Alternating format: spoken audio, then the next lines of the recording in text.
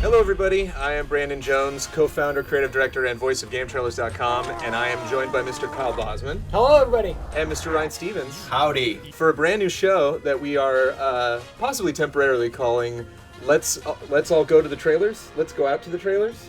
Let's all go to the trailers. Let's all go to the trailers. That's where the body parts are. Because we just want the trailers. I mean, that's all I want. And Ryan Stevens came up with the genius idea of let's just sit down and talk about trailers. Yeah, in an old episode of IW, we just talked about a bunch of trailers that came out this week. And this isn't like your Trailer Academy show where you kind of get into the artistry, the pageantry. Well, yeah, well, those are one trailer, whereas we're going to be watching three specifically today that have come out recently. We're going to be doing the show weekly, and as you can tell, it's just audio, so we really want to focus on the trailers. And so we're going to look at three trailers, two which came out recently and one which came out a little bit earlier this month. But moving forward, we're just going to talk about three trailers specifically. So let's get into it. The first one is one that I think people are really excited about. That was a nice, big, lots of long trailers for this inaugural episode. But so this is the Elder Scrolls Online huge cinematic trailer that has actually a sequel to the first trailer. Because the first cinematic trailer that came out, where we left our three representatives of the alliances you can be.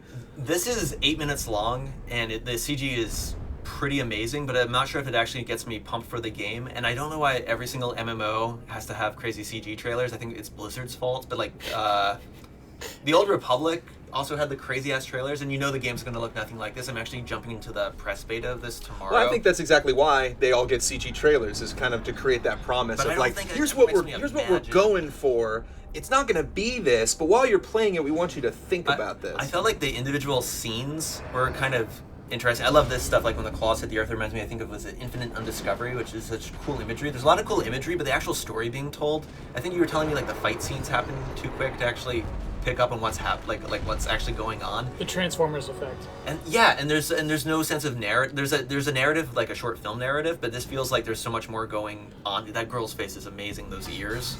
But I think it fails as an MMO trailer in that those trailers, even like the Star Wars one, when it's over, you're like, yes, I want to be a part of that fight. I want to get in there and I want to fight with everybody. This, you just see a bunch of people get murdered, zombified even. Like, and I realize there's some Daedric dudes in here, but like, there's not the connection. This is a story trailer as opposed to a lot of like the WoW trailers where it's kind of like flashy scenes. This is a lot of flashy scenes that's also telling a story, but I'm not really picking up on what's happening. And I don't even remember the first part. That was like a year ago, right? Right. Well, it ended with the three of them, kind of like a representative of like, these are the three factions that you can be that are warring against each other. Each have three races among them. And so now they're all, it was kind of like Warcraft 3, when that first came out, had a similar trailer. It was like a human and an orc fighting, and then all of a sudden this huge thing came out of the sky, and it was like, oh, now we need to put aside our difficulties and all fight this thing. Yeah. I think it's interesting that they're taking the hero route. Like when you were talking about the Star Wars CG trailers, a lot of those showed a huge, massive army. So you had like 30 Dark Jedi. Yeah, there was a leader, but you saw like the whole, there were like a bunch of bounty hunters, a bunch of foot soldiers. And so you got that vibe of like, we're all collectively here together to win this war, where they definitely have a focus on these three, on this, the thief, the mage, and the warrior. I know the Elder Scroll games are really popular, but I never felt like the Elder Scroll games were really popular for their mythos. Like, people appreciate it, people want to close the Oblivion gates and figure this stuff out, but it was always kind of the vastness of the games, and I think this game's going to, obviously it's an MMO, it's going to be huge, but I think it doesn't quite have as much to stand on, especially for something of this length. I mean, it's worth watching, but I'm not sure if it actually gets me excited to play the game. One thing I think it does really well that's very important for an MMO, if you care about story, is having a villain, having some kind of force that, like, we know I'm not just trying to get to level 50 or 60 just cause, like, I actually am trying to get somewhere and stop someone. Like, I'm playing a Realm Reborn right now, and the guy on the box art for the game is the guy you fight when you get to level 50. So you actually have a goal, you have an adversary. I really liked going after Arthas in Wrath of the Lich King. It was really fun having that goal of, like, God, I want to kill this guy. But isn't that weird to have, like, something that seems kind of so final to an MMO, and then you can just kill him again and it's a goal. Stuff? It's a goal. It's not a final goal. It's a goal. It's something I'm working towards. I guess that's my problem with the lack of persistence in MMO worlds these days. You know Sure. how it's like, I know they're trying to add player housing and stuff, but a lot of that's, ever since like Ultima Online, a lot of it's more about making a fun experience instead of a world that you're actually taking part in. You bring up a good point, which is persistence, and that's the first thing that I think of when I see a big elaborate sequence like this. Is this better have actually happened? You know, I really hope that when we boot up Elder Scrolls Online, I can go to this place and someone there is saying, "Oh man, you should have been there when that ring first dropped down. It was crazy. If only someone had made an awesome CG trailer of that, you could watch it on your own." She's cool, but she just does more than anyone else in this. She clearly wins. Yeah, she's clearly the most powerful out of all three of them. I think this trailer decided that. Everyone's being very selfish. She's the only one who's thinking of the big picture. Chumps. This guy's down. He doesn't do anything for the rest of the trailer until the end. You know, and she's got her force fields up. Got an arrow in her back. That guy's. I don't know why you wouldn't just open with the force field. So here's what I kind of hate. I think this trailer wasn't plotted out well in terms of understanding chain physics. So this thing breaks, It's not havoc. and then everything goes nuts. Yeah, what is your physics engine here? Why did that just happen? And then everything just because one chain broke, and so I don't know what was weighting down what. Stop this! Why did that happen? Don't hit him suddenly. You know, they had a meeting afterwards. They're like, okay, so something went wrong with the chains, obviously. We'll try this again. Bill worked really hard on those chains. I'm not pointing fingers. But maybe we shouldn't build a system where if one chain breaks, the entire house of Do you cards think this is goes going down. to be in the game, though? Gates will open up and... Yeah, because that's where the random monsters will appear. Right? Because, it's funny, because I feel like that game, Miguel reviewed it a couple years ago. The Rifts game? It had a kind of similar idea where the planes would open up and things would happen. It's weird that some of these ideas it's in the zeitgeist and they kind of get recycled. I love the crazy horse, though, when it becomes like zombie horse. I like that imagery. Yeah, I think it's a very big elaborate trailer. Things are happening. It's not like there are parts of this where there's just people fighting and stuff, but it does have an arc to it. I think it's a great ending. Is it going to make you play the game though? No more or less than I was already. Which is how much? How much did you want to play this game? Well, MMOs are a huge time investment, so it's not just something, this isn't like some 3DS game I can just demo for a little bit. How much Final Fantasy 14 did you play today? Now, I almost spent as much time with it as I did watching this trailer. But this makes me mad. This guy does nothing the whole time, and then he lifts out he rescues the woman. Right. What did you even do, dude? Who's conveniently under 3 rocks. Yeah. He's just 1 rock, 2 rock, there you are. I got you. You bring up a good point, Kyle, in that, this trailer does kind of fail, I guess, if it doesn't get you excited to play the game. And why would a CG trailer get you excited unless you're super gullible by saying, "Oh, these graphics." No, the WoW intro trailer where they show all those little quick scenarios and varied environments and stuff. And you're going to see those environments, you're going to see those people. You never see a CG gnome though. But anyway, maybe they're rogues and they're cloaked. I don't know. But I felt like the WoW intro was always really, really good. Even though Star Wars one too. It's just this is a huge war happening. I want to be a part of it. And you're more used to that lore. You're like, oh, that guy's like a scoundrel. That guy's a Sith dude. Yeah. There's a bounty hunter. So yeah. Overall, do we want to score these? I would give this an 8 out of 10. What do you say, Kyle? I think it fails on a fundamental level. I give it a 4.5. Whoa. It's worth watching, but even as a trailer, it gets a 6. There's some of the weird sound cues, like some sound effects, but then a lot of missing sound effects with weird little music bits. I don't know. What's next? Next is the Final Fantasy... I'm sorry, excuse me. Lightning Returns Final Fantasy 13 Retro-Spective. And I love a retrospective, Ryan Stevens. Yes, you do. I love 16-bit Final Fantasy, Ryan Stevens. Yes, you do. The retrospective you did, where it starts with a little character kind of talking directly to the audience, is still my favorite thing. That's episode 3, I think. Yeah, where I get into Final Fantasy 6. It's good to see another 16-bit Final Fantasy train. There's so many trains in Final Fantasy games. So this better than playing the game? Watching these? Watching this video? So Kyle has played 13. I've played 13 too. So together. My wife is in Lightning Returns, so it's a whole thing. I don't feel like I have a better sense of the story in general because it happens so quick. I think this is definitely for fans. But I think playing the game. I think there's a playfulness to the whole video that's really attractive. It's awesome. That I could see this. I could see people getting into this that maybe played 13 and 13-2 and were like, I'm tired of this. I don't want to play Lightning Returns. They'll watch this video and think, oh, you got me, fine. Because even if this speaks to the quality of the game, when a publisher does something this, that is this specifically geared towards just making fans happy, I think that has a lot of stake. The characters are so legitimate. I mean, maybe they couldn't exist on a SNES, but he's even got the little chocobo in his hair. What's his name? Sans or something? Saz. I'm sorry. He's even got the little chocobo. It's just like a single pixel. Yeah. It just flew. And I think it seems to make fun of 13. I don't know if it's because it's brief, but it seems to, I don't know, just in the way that it kind of flies past story elements. Like, what? She's frozen. Oh, let's leave. Yeah. Save us. Yeah, they're very simple. They simplify the dialogue in a good way. It almost kind of shows like how far have we come? Not that far, I guess. Not like I'm really wrapped up in this. That was a pretty epic UFO crash right there. Oh yeah, when they do battles, it's even more fun. He's about to summon Shiva right now. Love that. Full disclosure though, my ex-girlfriend worked on this. Oh wow. Yeah. So we have a behind-the-scenes documentary on this behind-the-scenes video. So what? Anything you can tell us that we wouldn't know just from watching the video, Kyle? It comes from a place of love. Like they're excited to work on this thing. You know what I mean? And so I feel like you can tell. I feel like that comes out in it.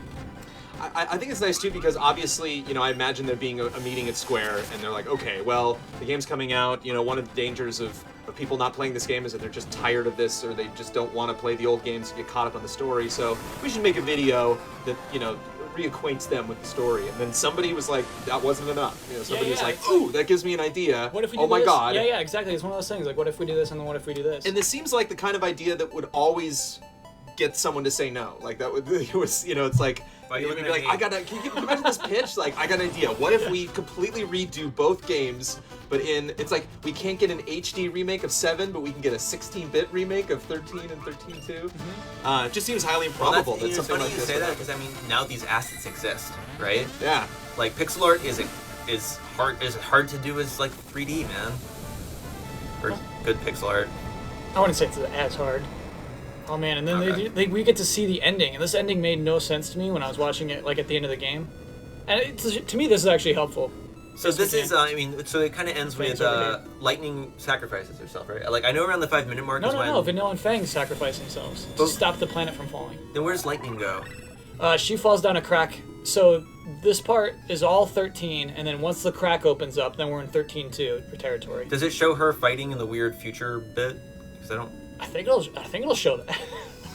I don't know. The 13-2 stuff I like because it makes the game seem more like Quantum Leap or something, or Sliders, I should say. So yeah, this isn't how 13 ended. This is all new to me.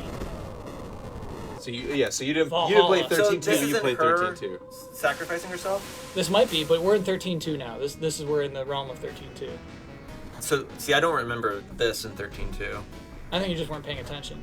Now, I remember in the beginning, you fight as Lightning for like 10 minutes, and then you're Noel and I Sis. can't bear this. Like, I just love that simplification of the dialogue. It is really nice. And Square doesn't do this a lot. They haven't really been fun, I think, in a lot of their... they are fun. This is definitely FF13 and 13-2 are definitely fun, boisterous, bubbly, colorful games. Well, Lightning Returns is also out in Japan, so this is Square US flexing. Which is also really interesting. That is a good question. There is no Japanese version of this trailer, is there? With Japanese text. And Lightning Returns is already out in Japan, so they probably wouldn't waste on a promotional thing. So interesting. Do you think the Japanese Final Fantasy market, the Japanese market is more into the Lightning Saga than we are in the States? Absolutely. Yeah. So this is kind of something that they need to do for us to kind of help us buy in a little bit. Right. Like they, I think, care more about Lightning than we do. I just think it's funny that, I was a huge fan of Final Fantasy VI back in the day. That was like one of the first major, like, giant RPGs that I ever played. And I was so surprised how much emotion came from these little, pixelated characters. And I don't feel like any emotion comes from Lightning. Like, every time I see Lightning, she has the same exact facial expression. She's cool. She's either, like, upset or, like, a little bit more upset than upset. Stoic. Right. And apparently in Lightning Returns, like, because she's this sort of goddess or servant of God, I guess, she's like given up her emotions. Oh, okay. So it's completely intentional that she has no emotions, and that's what makes her so cool. But it's just funny that in a lot of instances, these characters here in 16-bit form have more expression than they do in the actual game. That Moogle's redrawn though. That's not taken from. No, that's not right? Because that chocobo is totally weird. Yeah. This is my favorite part. You kill a giant tomato, and you go back in time and it's green, and you can kill it when it's small and tiny. I love time travel stuff. Wait, that happens in 13-2? Yeah. Okay. That's my favorite part. I think, Brandon, though, like, you give them the expressions. It's kind of like how when they explain, like, why Charlie Brown's a popular cartoon character. Are you referencing Scott McCloud's seminal work, Understanding Comics? Maybe. I should, don't it's know good. what I'm referencing. But that thing where, like, you fill in everything for it. You know what I mean? Cactar? How does Cactar get involved? Oh, because you have monsters in 13 too. Oh, You this can, like, is add true. monsters to Okay. the party. That's why he's there. Yeah. Which I But think was a really cool choice. They specifically picked Cactar just for this video? Yeah, Okay. exactly. Yeah, they're having fun. Like just They like got I said. some Cactar fans But at Square USA. any monster you fight, except for bosses, I think you can recruit. So do you think we're going to get requests for a 16-bit Final Fantasy 13 game now? No, but I would rather see Final Fantasy VII get a synopsis like this. 500 years later. They invented polygons. See, now I'm hyped. I'm like, I'm Really? really hyped to like it like successfully hypes you up for like, oh my gosh, what's Lightning gonna do now? She just takes off her sunglasses. She's gonna put on some different outfits, Kyle. She's gonna swap them out. That's changing class. She's gonna wear one outfit, Spiritual and then she's successor gonna wear a next different one. to- Oh, and let's pre-order. So okay, we got one more trailer, guys, and then we're out. This trailer's a little bit old. It came out earlier in the month, but it is a 2014 trailer. So did you like this trailer? Before we start, did you like this trailer? I think it's cool. I think there are cool parts of this trailer. I think the trailer, kind of like old Hitchcock films, is trying to do something that is a little more obvious than it thinks it is. I think this trailer needed the hype around it to build the intrigue, because by yourself you're like, what am I watching? But then if it actually made me want to, like, people pointing to it and talking about it made me actually want to hunt down more information about the game, and I think the game seems really cool. We got to get some scores to Final Fantasy. I just realized. Oh sure. I think that gets a 9. I mean that's a lot of work went into that trailer. I think I don't know if I would necessarily put it over other amazing trailers. Like when 2014 is over, I don't know how that's really going to stack up. But I want them to do that more. I want not only Square to do that more. Have fun with the property. yeah. Got it.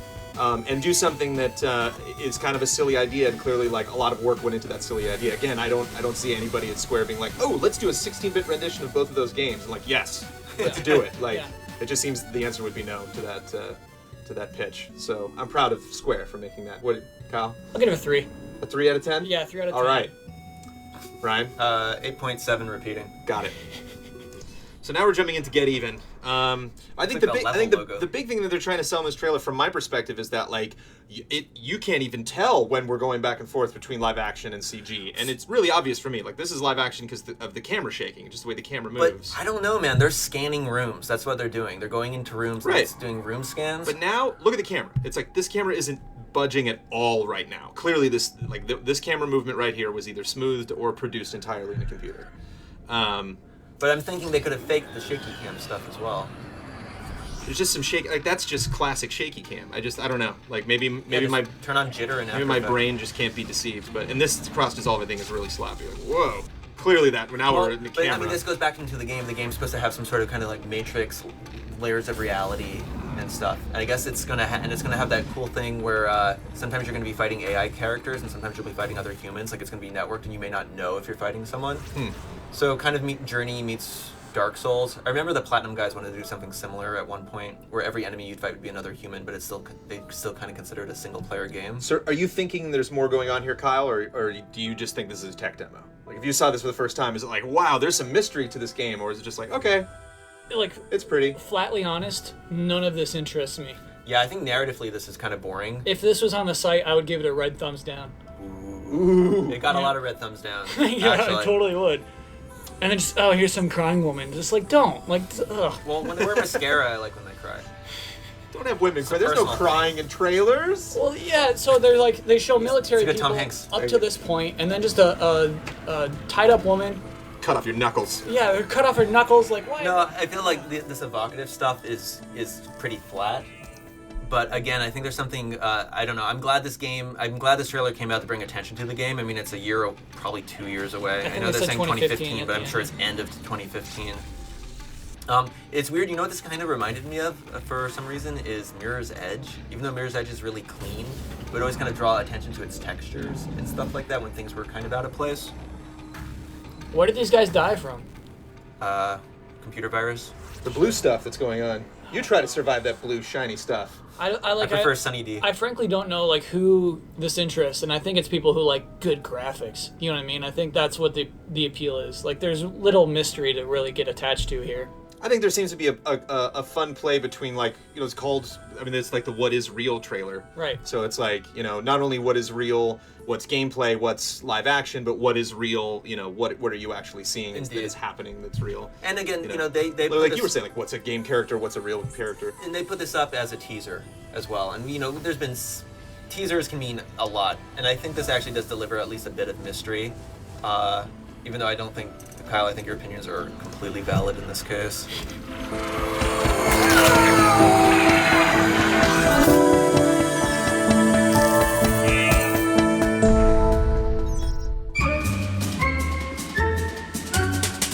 Well, one of the other reasons why this show will hopefully benefit you as a trailer fan, for all you trailer fans out there, is not only for us to offer a little insight onto these trailers, what we think of them, but if you guys missed any of these, you should definitely check them out. So we watched the Elder Scrolls Online Arrival cinematic trailer, the Lightning Returns Final Fantasy XIII Retro-Spective trailer, and we just watched the What Is Real trailer for Get Even, which is a very mysterious game that you don't like one bit, do you, Kyle? No, would not rate it highly. What are we doing? What are our ratings for that, by the way, before we close? I give it a 6. I thought it was trying to be a little sneakier than it actually was. 0.5. Ouch. Because it went so far as to annoy me. Wow. Ooh. -7, but absolute value, so it's actually 7. Okay. Math. Also cool. Thanks for having us. So to add on to the recommendations, if you want to see some more cool trailers, I recommend the Codnapped trailer for Call of Duty Ghosts was pretty funny. The live action trailer for Jazz Punk is fantastic. That was going to be number 4 if we watched 4 trailers. Yeah, funny games. And the Cursed trailer for Dark Souls 2, because I love Dark Souls. It's the best. Did you like the trailer? I did. I liked it a lot. I love the music in that game, and I think those trailers are very honest and upfront. It's like, this is the game, enjoy it or not. But thank you so much, and tune in next week. We're going to watch 3 or 4 more trailers, get into them, and show you guys what you should be watching on GT. See you then.